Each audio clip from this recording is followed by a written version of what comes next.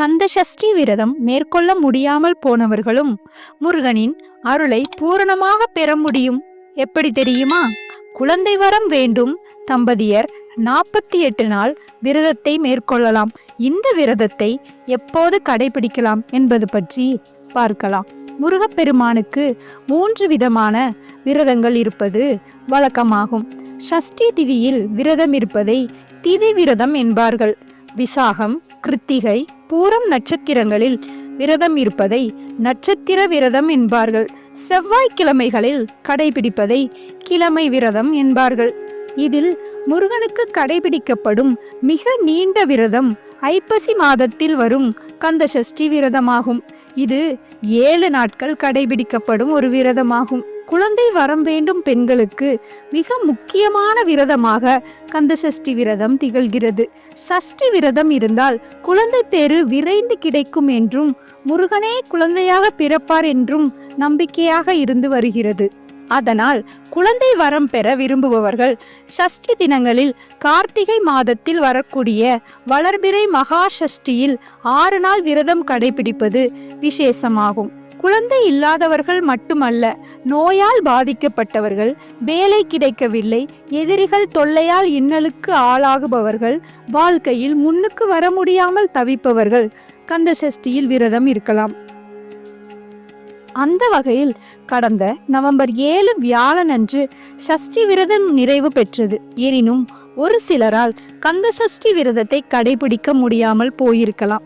சஷ்டி விரத நாளில் முருகனை வழிபட முடியாமல் போனாலும் வேறொரு உகந்த நாளை தேர்ந்தெடுத்து வழிபடுவதால் முருகனின் பூரண ஆசியை பெறலாம். எப்படி தெரியுமா? சஷ்டி விரதம் கடைபிடிக்க நீங்களே ஒரு நாளை தேர்ந்தெடுத்து கொள்ளலாம்.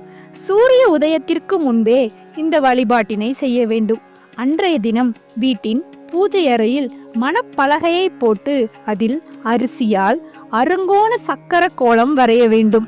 அதன் நடுவே சரவண பவ என்று எழுதி அருங்கோண கோலத்தின் 6 முனைகளிலும் 6 மண் விளக்குகள் வைத்து நெய் தீபம் ஏற்ற வேண்டும்.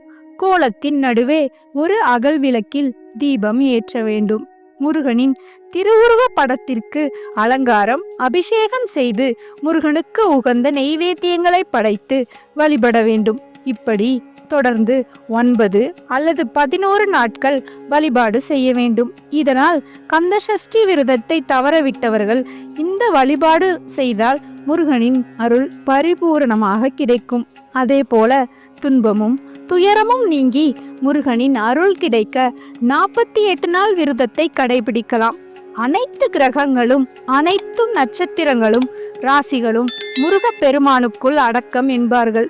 எனவே இந்த 48 நாள் விரதத்தை மேற்கொள்வோர் ஏதாவது ஒரு வளர்பிறை சஷ்டி, கிருத்திகை, விசாகம் போன்ற நாட்களிலிருந்து துவங்கலாம். தினமும் காலையில் குளித்து திருநீறு அணிந்து வீட்டின் பூஜை அறையில் விளக்கேற்றி விட்டு முருகனுக்கு சிவப்பு நிற மலர்கள் சாத்தி வழிபட வேண்டும். நெய்வேத்தியமாக ஏதாவது ஒரு பழம் அல்லது ஏதாவது ஒரு இனிப்பு செய்து வைக்கலாம். அல்லது தேனும் தினைமாவும் படைக்கலாம். தினமும் ஏதாவது ஒருவேளை உணவு சாப்பிடாமல் வெறும் பால் பழங்களை சாப்பிட்டு விரதம் இருக்கலாம். பெண்கள் மாதவிடாய் வரும் நாட்களில் மட்டும் விரதம் இருப்பதை தவிர்த்து மற்ற நாட்களில் விரதம் இருக்கலாம். குழந்தை வரம் வேண்டி இந்த 48 நாள் விரதத்தை மேற்கொள்பவர்கள் 48 நாட்களும் தாம்பத்தியத்தில் ஈடுபடக்கூடாது. மற்ற காரணங்களுக்காக 48 நாட்கள் விரதம் மேற்கொள்பவர்களுக்கு இந்த கட்டுப்பாடுகள் எதுவும் கிடையாது. நண்பர்களே, இந்த பதிவு உங்களுக்கு பிடித்திருந்தால் எங்கள் சேனலுக்கு சப்ஸ்கிரைப் செய்யவும், லைக் செய்யவும் மறக்காதீர்கள். நன்றி. அடுத்த காணொளியில் சந்திப்போம். முருகனின் அருளுடன் உங்கள் வாழ்க்கை சிறக்கட்டும்.